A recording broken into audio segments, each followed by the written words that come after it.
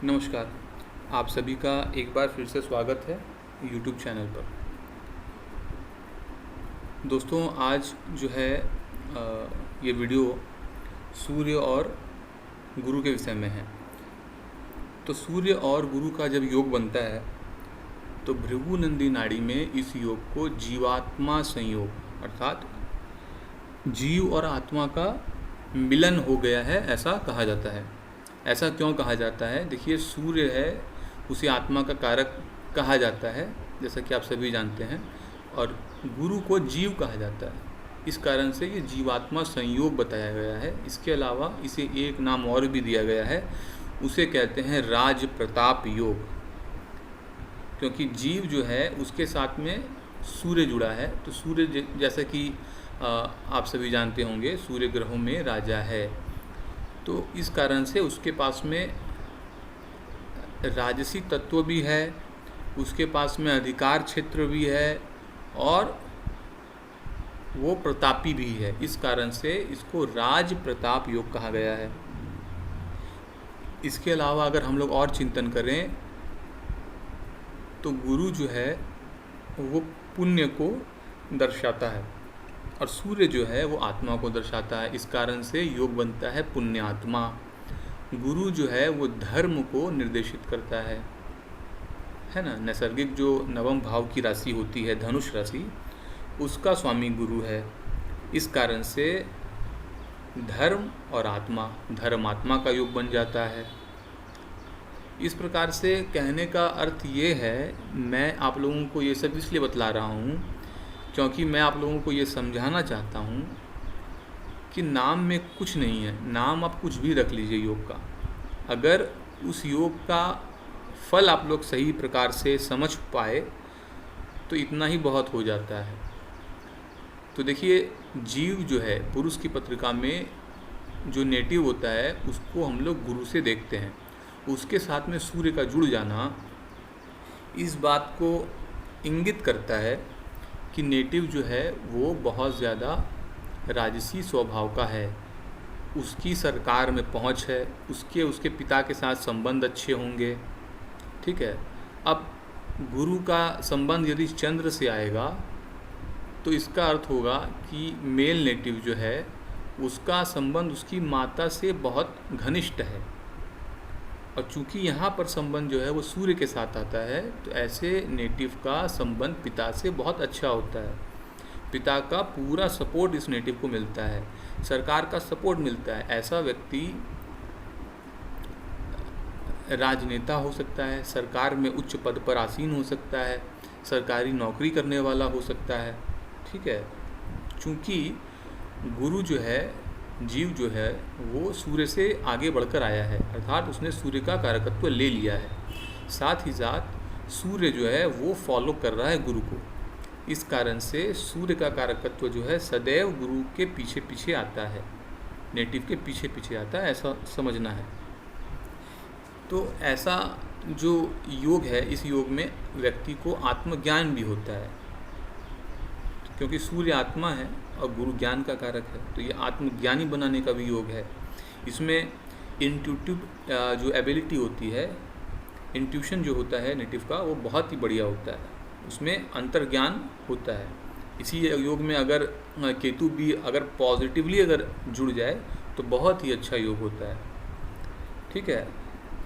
धर्म अध्यात्म के क्षेत्र में जाने के लिए, हालांकि ये योग भी जो है आगे चलकर धर्म अध्यात्म की तरफ जोड़ता है नेटिव को, तो ये बहुत ही अच्छा योग है और इसकी महिमा बहुत गाई गई है भृगुनंदी नाड़ी में, इस योग की खास करके।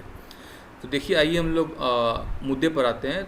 तो सूर्य के आगे बृहस्पति होने के कारण पिता भाग्यशाली है, और नेटिव जो है गुरु, उसके पीछे पिता हैं या नेटिव के बैकग्राउंड में फादर हैं, मतलब पिता का आशीर्वाद नेटिव के ऊपर है। इस कारण से नेटिव बहुत भाग्यशाली है। तो पिता जो है उनका मान सम्मान, प्रतिष्ठा जो है वो समाज में होती है, नेटिव की भी होती है। तो पिता और नेटिव ये दोनों ही जो है भाग्यशाली होते हैं। पिता या नेटिव, इन दोनों में से कोई भी या दोनों ही सरकार में किसी ऊंचे पद पर होते हैं या राजनेता, मंत्री, संतरी आदि होते हैं। इसके अलावा चूँकि सूर्य, जैसा कि हम लोग जानते हैं कि आरोग्यता का कारक है, तो गुरु का संबंध जब सूर्य के साथ आता है तो नेटिव को आरोग्यता मिलती है, ऐसा व्यक्ति निरोगी होता है। कोई भी रोग अगर आता है तो व्यक्ति जल्द से जल्द ठीक हो जाता है।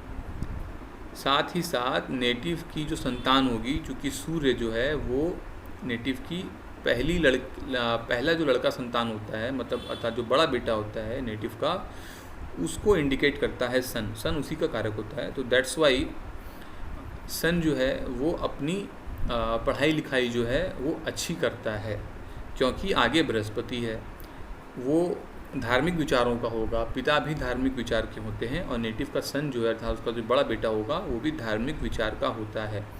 अब देखिए, जैसा कि मैंने बताया, तो सूर्य और गुरु का जो संबंध है, इस कारण से पिता में और पुत्र में अर्थात नेटिव में और उसके पिता में संबंध बहुत अच्छे हैं। अब यहाँ पर अगर इन दोनों के बीच में मान लीजिए कि मंगल आ गया, तो मंगल देखिए इन दोनों का ही फ्रेंड है, फिर भी सूर्य के आगे मंगल होने के कारण पिता एग्रेसिव नेचर के हो जाएंगे, पिता में अहंकार की भावना आ जाएगी, पिता अहंकारी हो जाएंगे, पिता जो है वो कई बार कठोर हो जाएंगे बहुत, तो उस कारण से नेटिव को दिक्कतें होंगी। तो जब भी हम लोग दो जीव तत्वों को लेते हैं तो उसके बीच में जो ग्रह आएगा उसके कारण से ही समस्याएं उत्पन्न होती हैं उन दोनों ग्रहों के बीच में।